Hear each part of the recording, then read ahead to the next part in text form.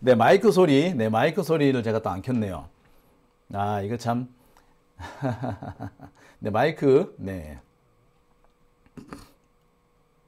네, 마이크. 네, 지금 네, 소리가 안 나온다고 해주셨고요. 자, 계엄 1주년 소리 수괴. 소리 안 들려요. 오늘도 역시 허허허. 네. 이제 나오죠? 잘 들리죠? 네. 자, 아까 어떤 분이 이 김남국 너무 실망해요 라고 하셨어요. 근데 제가 드리고 싶은 말씀이 있습니다. 원래 김남국 의원이 무슨 청탁을 한다든지 무슨 부탁을 하면은요, 거절을 잘 못해요. 거절 잘 안 하고요. 그냥 어떻게 하겠습니다. 예, 그렇게 하겠습니다. 라고 답은 합니다. 답을 하지만 실제로 그게 됐는지 안 됐는지는 몰라요. 다만 이제 청탁을 하는 사람 마음이란 게 있지 않습니까? 그래서 일단 뭐 겉으로는 네, 그렇게 할게요. 라고 말을 합니다. 그래서 김남국 의원이 딱히 잘못한 거라는 생각이 들지 않아요. 왜 그렇잖아요. 잘 안 될 걸 알지만, 그래서 거절 당할 거란 걸 알지만, 그래도 청탁하는 사람의 마음이란 게 있지 않습니까? 그래서 면전에서 거절하면은 마음을 상하기 일쑤입니다. 그래서 마음을 안 상하게 하려고 저는 그렇게 했다라고 보여지네요. 자, 김종숙님, 웃게 해줬어요. 라고 하시네요.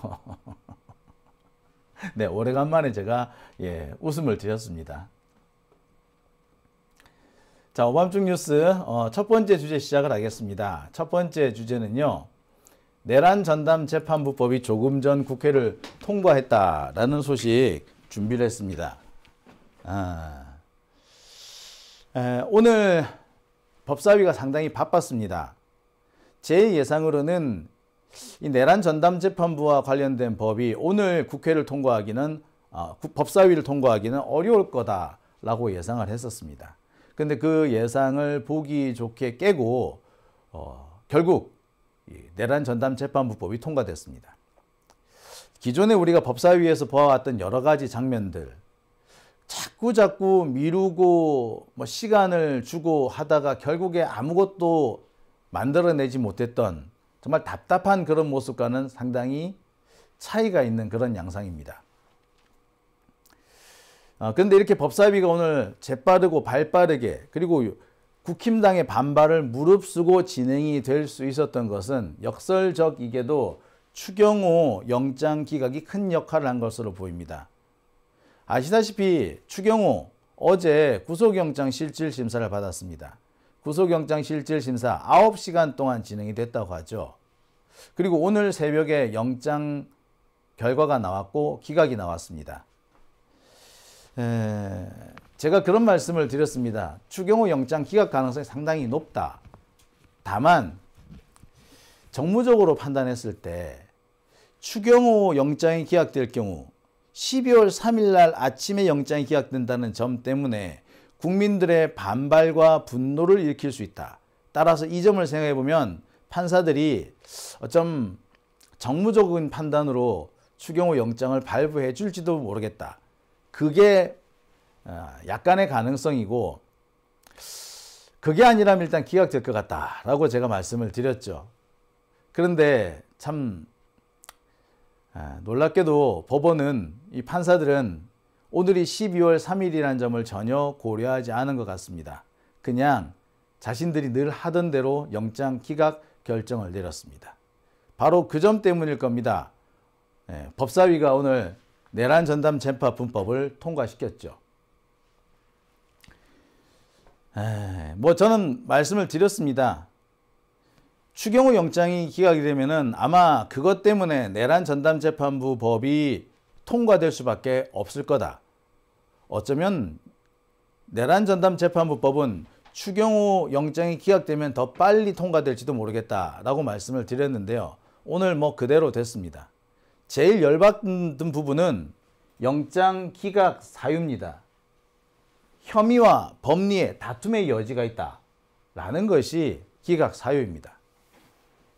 혐의와 법리에 다툼의 소지가 있다.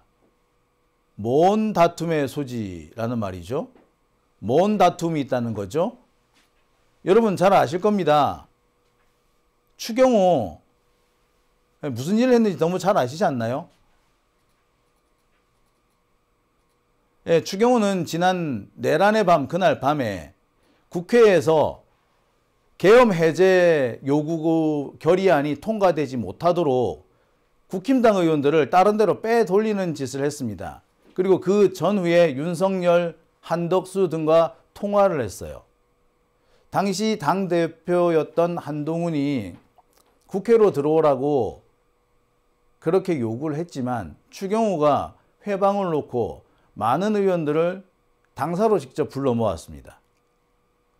누가 보더라도 계엄 해제를 방해하는 그런 의도가 있었죠.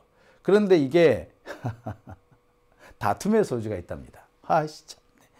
기가 막힌 얘기 아닌가요? 이 판사는 TV도 안 봤단 말인가요? 이 판결은 매우 정치적인 판결입니다.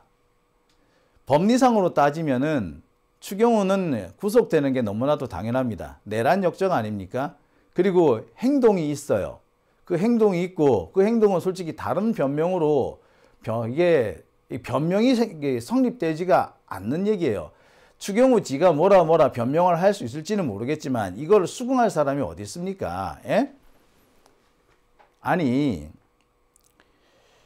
계엄이 선포가 됐는데 국회의사당으로 모여야지 국회 바깥에서 모이겠다? 이 말이 돼요? 그게 말이 되냐고요. 그런데 그 행위가 다툼의 소지가 있답니다. 나 참. 예. 이런 걸 보고 우리는 법 왜곡죄라고 얘기를 하죠. 저는 오늘 추경호 영장을 기각한 이정재 판사는 법 왜곡죄로 처벌을 받아야 할 사람이라고 봅니다. 법과 달리 정치적인 판결을 내렸다. 법리를 다 챙겨두고 정치적 판결을 내렸다. 그런 지적 피하기 어렵죠. 왜 이런 판결이 나왔느냐? 자, 늘 말씀드립니다만 이 추경호 영장은 곧바로 조희대와 연결되기 때문입니다. 추경호가 한 짓과 조희대가 한 짓은 법리상 되게 유사합니다. 겉으로 보기에는 별일 아닌 것처럼 어쩔 수 없이 한 것처럼 보이나 내막을 가만히 살펴보면 내란 세력의 이 사주를 받고 혹은 내란 세력에 적극적으로 동조하여야만 할 수 있는 행동들이었죠. 겉으로는 합법성이 있다는 식으로 거짓말을 할 수도 있는 그런 소지가 있어요. 자, 그런 점에서 추경호의 영장이 떨어진다는 것은 조희대의 수사와 연결이 된다는 거 제가 누차 말씀을 드렸습니다. 바로 이 점이 영장을 기각시킬 수밖에 없는 결정적인 이유였다고 생각이 듭니다. 그러니까 영장 전담 판사가 정치적 파급력을 고려해서 자신이 발부할 영장의 정치적 파급력을 고려해서 영장을 기각시켰다. 이렇게 볼 수 있는 거죠. 이게 바로 법 왜곡죄입니다. 자, 한편 이 영장 기각으로 조은석 내란 특검의 활동은 완전히 종료되게 됐습니다. 조은석 내란 특검 이번에 이 추경호 영장이 나오면은 박성재 영장까지 한 번 더 시도를 할 수도 있었어요. 하지만 추경호 영장이 기각되면서 박성재 영장 다시 시도해 볼 수 있는 여지가 없어졌습니다. 이로써 내란 특검, 조은석 내란 특검은 이제 활동이 끝났다고 해도 과언이 아닙니다. 바로 이 점 때문에 내란 전담 재판부가 앞당겨질 수 있는 이유가 되기도 했습니다. 지금 판사들 꼬라지를 보니 도저히 이놈들한테 내란 사건 재판을 맡기지 못하겠다라는 판단이 서게 된 거 아니겠습니까? 네, 참 역설적입니다만 오히려 추경호 영장이 기각된 것이 내란 전담 재판부를 추진하는 데는 이게 도움이 됐다고 말해야 되나요? 나 참네. 자, 아무튼 이런 과정을 거쳐서 오늘 법사위가 내란 전담 재판부법을 통과시켰습니다. 법 왜곡죄 신설법도 의결이 됐습니다. 국힘당이 거세게 반발했지만 그 반발은 모두 무시됐습니다. 송원석은 오늘도 삿대질을 하고 아주 난리도 아니었죠. 하지만 대세를 거스르지는 못했습니다. 아까 제가 오늘 법사위에서 이 내란 전담 재판부법 통과가 어려울 수 있겠구나, 오늘은 어려울 수 있겠구나 라고 생각했다라고 말씀을 드렸는데요. 사실 그 이유가 있습니다. 오늘 내란 전담 재판부법이 국회 법사위에 상정이 됐는데요. 이미 한 차례 상정된 적이 있고 이미 한 차례 논의를 거친 바가 있었어요. 그게 언제다? 지난 8월입니다. 자, 제가 보여드릴게요. 자료가 있어요. 이게 지난 8월에 민주당의 법사위 소속 의원들이 내란 전담 재판 특별부 신속 설치하겠다라고 결의를 했단 말이에요. 이게 지난 8월 달 기사입니다. 그리고 이보다 더 2달 앞서서 6월 달에도 같은 내용의 결의가 있었어요. 그러니까 정상적으로 했다면 이미 8월에 내란 전담 재판부가 만들어졌어야 합니다. 그랬다면 지금쯤 이미 내란 전담 재판부가 돌아가고 있겠죠. 그랬다면 추경호 영장 기각이 안 됐을 겁니다. 그리고 박성재 영장도 기각이 안 됐겠죠. 황교안 영장도 기각이 안 됐을 겁니다. 이런 점에서 보면은 민주당 법사위 의원들이 이렇게 내란 전담 재판부를 통과시키려고 할 때 억지로 이 통과를 막았던 사람들, 뭐 지금으로서는 김병기 원내대표가 그렇게 한 걸로 이렇게 지금 전해지고 있습니다만, 이분이 도대체 무슨 생각을 했는지 정말 따져 묻고 싶다라는 생각이 절로 들죠. 법사위원들이 통과시키겠다고 하는데 굳이 막은 겁니다. 왜 그랬는지 이유를 모르겠어요. 역시 우리 내부에는 여전히 이 내란 세력, 이 적폐 세력과 맞서 싸우는 것에 철저하지 못한 사람들이 남아있는 것 같습니다. 옛날에 러시아 혁명 과정에서 레닌이 그런 얘기를 했어요. 철저하지 못한 자들, 혁명에 철저하지 못한 자들, 이들이 준동하지 못하도록 해야 한다. 그들과의 내부 투쟁, 이 내부 투쟁에 좀 더 많은 노력을 기울여야 한다. 뭐 이런 얘기를 한 적이 있어요. 제가 이 러시아 혁명사를 대학 다닐 때 읽었거든요. 그때만 해도 레닌의 이 같은 표현을 제가 이해를 못했습니다. 아니, 내부에서 단결을 해야죠. 단결을 해야만이 외부와 싸울 수 있는데 어떻게 내부의 세력들과 이렇게 맞서 싸우자고 하냐. 단지 좀 철저하지 못하다. 아니, 이견도 있을 수 있지. 그렇게 생각을 했었는데요. 요즘 보면은 정말 이해가 됩니다. 왜 내부에 철저하지 못한 세력들, 개혁과 혁명에 철저하지 못한 세력들, 적폐 세력을 척결하는데 어정쩡하고 타협적인 태도를 보이는 사람들과 철저하게 분리하고 또 내부 투쟁을 해야 한다. 왜 그랬는지, 그 이유가 왜였는지, 무엇 때문이었는지 알 것 같아요. 민주당 내에서 이 내란 세력들과 철저하게 구분짓고 철저하게 맞서 싸우겠다. 그들을 반드시 청산하겠다. 이런 생각이 조금의 흔들림이 있는 사람들, 이런 사람들 때문에 우리 지금 내란 척결, 내란 진압의 행보가 더욱더 더뎌지고 또 그만큼 어려워지지 않았습니까? 이게 8월 달에 됐었어야죠. 벌써 넉 달째 아닙니까? 그럼 넉 달 전이었으면 벌써 지금쯤, 와, 정말 열받는다. 그죠? 자, 아무튼 이때 국회 법사위에 올라갔던 법은 넉 달 동안 법사위에서 잠을 자다가 오늘 다시 상정이 됩니다. 그런데 상정이 됐으면 곧바로 법사위에서 통과시킬 줄 알았어요. 근데 통과가 안 되는 거야. 어디로 내려간다? 오늘 오전에 안건조정소위원회가 만들어졌고요. 이 안건조정소위에 내란 전담 재판부법이 넘어갑니다. 근데 안건조정위원회라는 것은 이견이 있는 안건을 여야가 서로 합의해가지고 조정하자. 이게 안건조정소위입니다. 근데 안건조정소위에 들어가면은 끝이 없어요. 정말 끝이 없어요. 안건 법안의 무덤이다 라고 할 정도입니다. 따라서 내란 전담 재판부법이 안건조정소위로 넘어갔다는 것은 한동안 법사위에 상정이 못 되겠구나 라고 판단할 수밖에 없는 이유가 있었죠. 자, 그런데 말입니다. 오전에 설치된 안건조정소위는 곧바로 회의를 엽니다. 그리고 곧바로 내란 전담재판부법을 통과시켜요. 그리고 오늘 저녁에 법사위가 다시 열립니다. 그래서 안건조정소위에서 올라온 이 내란 전담재판부법을 통과시킵니다. 정리하면 이래요. 법사위 전체회의 오늘 오전에 열렸는데 여기서 안건조정소위로 안건을 넘겨요. 그런데 이 안건조정소위가 곧바로 심의 통과를 시켜버리죠. 그리고 다시 법사위 전체회의가 열립니다. 그리고 오늘 통과가 된 겁니다. 근래에 보기 드물었던 신속한 행동이라고 봐도 과언 아닐 것 같아요. 진작에 좀 이렇게 하지.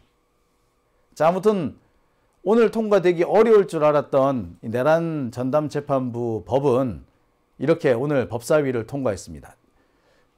제가 방송 준비를 한참 하고 있을 때니까 10시 조금 넘어서 통과됐다라고 보시면 됩니다. 속보가 막 떴더라고요. 자, 이제 일주일 정도 지나면 본회의가 열릴 거고요. 이 본회의에서 내란 전담재판부 특별법은 정식 법률로 통과가 될 겁니다. 이와 관련해서 이재명 대통령도 사실 이 내란 전담재판부 이게 왜 위헌이냐라고 분명한 지적을 한 적이 있습니다. 그죠? 여러분 기억하실 겁니다. 이재명 대통령이 지난 8월인가요? 그때 한참 내란 전담재판부를 놓고 위헌이네 합헌이네 이런 주장이 오고 가고 공방이 진행되고 있을 때 이재명 대통령 탁 이렇게 합니다. 아니 내란 전담재판부 이게 왜 위헌이지요? 상권 분립 어쩌고 저쩌고 하는데 그거 그렇게 생각하시면 안 됩니다. 당시 한겨레 기자였나요? 한겨레 기자가 묻죠. 이 내란 전담재판부 이 법이 지금 만들어진다고 하는데 설명을 좀 해주세요. 상권 분립에 위반되지 않게끔. 아이씨 진짜 말하는 꼬라지 봐 진짜 싸가지. 아니 뭐야 야 이게 위헌 맞지? 상권 분립에 위반되지? 근데 어떻게 얘기하면 잘해봐. 이게 어떻게 위헌이 아닌지 네가 한번 말장난 한번 해봐. 뭐 요런 태도 아닌가요? 참네. 싹퉁 바가지 없긴. 여기에 이재명 대통령이 딱 얘기를 합니다. 아니 그게 왜 상권 분립에 위반이 되죠? 왜 위헌이라는 거죠? 상권 분립에 대해서 잘못 생각을 하고 있다. 사법권도 국민의 통제를 받아야 한다. 민주적 정당성을 갖춰야 한다. 자, 상권 분립은요.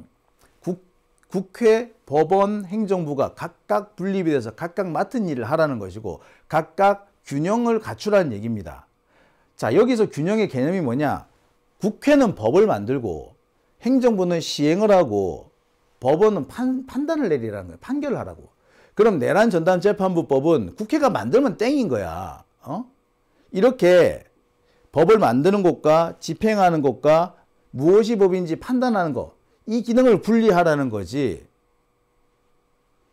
재판과 관련된 그 어떤 권한도 함부로 건드리지 마라. 절대 건드리지 마라. 이건 아닙니다. 또 한 가지. 아무리 사법부가 독립이 된다고 하더라도 그건 행정부로부터의 독립을 의미하고 입법부로부터의 독립을 의미하지 국민으로부터의 독립을 의미하는 게 아니에요. 그 어떤 국가기관 3권이 아니라 5권 100권이라 하더라도요. 국민의 통제를 받아야 됩니다. 국민의 민주적 통제를 받아야 되는 거죠. 이걸 보고 민주적 정당성이라고 합니다. 아니 국민들이 원하잖아. 내란 전담재판부 국민들이 원하잖아. 그런데 지들이 뭔데 상권 분립 운운하면서 못하겠다, 위헌이다 이런 말을 한단 말이에요. 그거 당연한 얘기 아닙니까? 자, 이 얘기를 했었습니다. 이미 몇 달 전에 했었어요.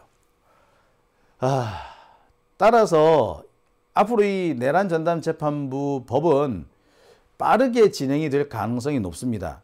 제가 며칠 전에도 설명을 드렸듯이 이르면 아니고 늦어도 설날이 되기 전에 법이 공표가 될 거고 본격적인 구성을 마치리라고 생각이 듭니다. 내란 전담재판부 아마 설 무렵, 그 무렵만 돼도 만들어질 거고요. 윤석열 등 이 내란 사범들의 사람들이 항소심부터는 다 내란 전담재판부에서 재판을 받게 될 겁니다. 내란 전담재판부는 그래서 지금 항소심부터 진행이 될 거라고 보면 돼요. 아직 기소가 안 된 자들이 있다면 그들은 내란 전담재판부로 넘어올 거로 보입니다. 지금 윤석열 같은 경우에 지금 내년 1월까지 재판이 계속 이어지게 될 걸로 보이죠. 그리고 2월, 그리고 아마 결심을 한다면 1월 말, 선고가 난다면 내년 3월 정도로 지금 예측이 되는데, 그러니까 윤석열 재판도 내란 전담재판부가 항소심부터는 넘겨받을 걸로 보입니다. 상황이 이렇게 되니까 누가 지랄을 떨기 시작했느냐? 바로 법원입니다. 자, 오늘 법원은요, 법원장 회의와 전국 법관대표 회의를 연달아 열기로 결정했습니다. 12월 5일이니까 바로 내일 모레네요. 이제 12시가 지나면 바로 내일이 되겠네요. 곧바로 법원장 회의를 열고요. 그리고 8일에는 전국 법관대표 회의를 열겠답니다. 그래서 내란 전담재판부 설치법을 막겠다는 거겠죠. 법 왜곡죄 신설도 막겠다는 겁니다. 아, 이 개자식들. 이럴 줄 알았습니다. 사법부로서는 이 내란 전담재판부가 자신들의 밥그릇을 건드리는 그런 법으로 인식이 될 거예요. 재판권은 지들이 독점적으로 행사를 해왔는데 지들이 재판권을 독점적으로 행사할 수 없게 만드는 거잖아요. 그러니까 어떻게 생각이 들겠어? 예, 당장 자기들 밥그릇을 건드린다고 생각하는 겁니다. 그리고 조희대 대법원장, 얘 입장에서 보자면은 이 내란 전담 재판부가 생기는 것 자체가 지 마음대로 내란 사건을 쪼물락거리지 못한다는 것을 의미하죠. 아마 조희대는요, 윤석열을 석방시키려고 할지도 모르겠습니다. 내란 전담 재판부 법이 통과되면은 곧바로 조희대는 윤석열을 석방시킬 거예요. 딱 그 시점이 윤석열의 구속기간이 끝나는 시점과 맞물려 있습니다. 한판 붙자라는 거겠죠. 한판 붙자라고 하기에 앞서서 이렇게 회의를 여는 겁니다. 자기들도 빌드업 해야 되는 거죠. 이 빌드업이 지금 진행 중이라고 보시면 되겠습니다. 그러니까 결국 사법부가 누가 진짜 내란 세력인지 제대로 지금 보여주기 시작했다. 커밍아웃이라고 해도 되겠습니다. 지금 사법부의 커밍아웃, 조희대의 커밍아웃이 진행되고 있다라고 보시면 될 것 같습니다. 자, 뭐 그런다고 국민들이 원하는 이 사법 개혁, 내란 전담 재판부가 무산되지는 못할 겁니다. 그리고 지금 조희대는 헌법재판소를 약간 염두에 두고 있는 것 같아요. 헌법재판소가 이 법을 위헌으로 만들어 줄 것이다, 뭐 이렇게 생각하는 것 같아요. 그러니까 지금 조희대는요, 내란 전담 재판부 법이 통과되면은 이걸 가지고 권한쟁의 심판을 낼 생각인 것 같습니다. 그러니까 내란 전담 재판부 법이 만들어지면 이 법은 그럴 겁니다. 아마 국회라든지 또는 외부 인사라든지 변호사협회라든지 이런 곳에서 내란 사건을 전담할 수 있는 판사들을 추천을 하고 그 판사 중에 한 사람을 조희대가 임명하게끔, 재판부로 임명하게끔 이렇게 만들어져 있는 건데, 임명하도록 돼 있는 것을 거부하고 아마 권한쟁의 심판을 들어갈 거예요. 이 권한쟁의 심판을 들어가게 되면은 법 시행이 무한정 연기가 될 겁니다. 조희대는 이걸 노리고 있고요. 그걸 위해서 현재 빌드업을 하고 있는 겁니다. 조희대는 지금, 다시 한번 말씀드립니다. 조희대는 지금 권한쟁의 심판을 지금 염두에 두고 있는 걸로 보여요. 법이 시행에 들어가 가지고 이 판사들, 내란 전담 재판을 할 판사들을 추천하는 절차가 시작되면은 그 추천 절차를 거부하고 권한쟁의 심판을 한다. 그래서 법 시행을 저지한다. 뭐 이런 생각인 것 같습니다. 그러면은 적어도 헌법재판소의 결론이 나올 때까지 윤석열 재판을 계속 질질 끌 수 있다고 보는 거죠. 무려 그러면서 윤석열을 석방하려는 거겠지. 아유 개새끼. 네. 우리는 여기에 맞서서 준비를 또 철저히 해야 할 것 같습니다.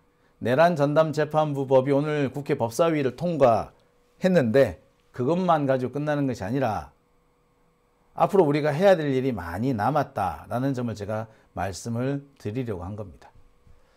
하지만 법 자체가 국회를 통과하지 못했던 것과는 좀 천양지차가 아닌가 싶어요. 그죠? 네.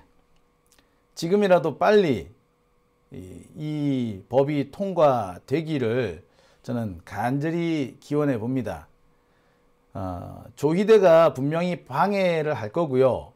그 방해가 상당히 치명적이 될 수도 있습니다. 아까 말씀드렸듯이 권한쟁의 심판에 들어가면은 상당히 곤란한 상황이 벌어질 거예요. 하지만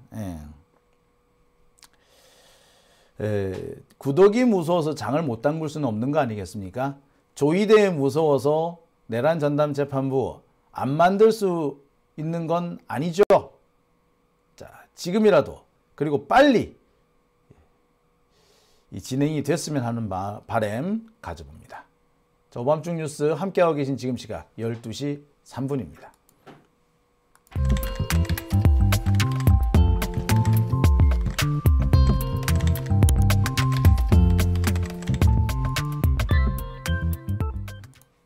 아니 왜 아직도 3년간 같은 통신사 인터넷 계속 쓰고 계세요? 속도는 빠르게 혜택은 빵빵하게 비교원 인터넷 비교 원할 땐 인터넷 가입 적용속도 인터넷 가입을 원할 땐 비교원.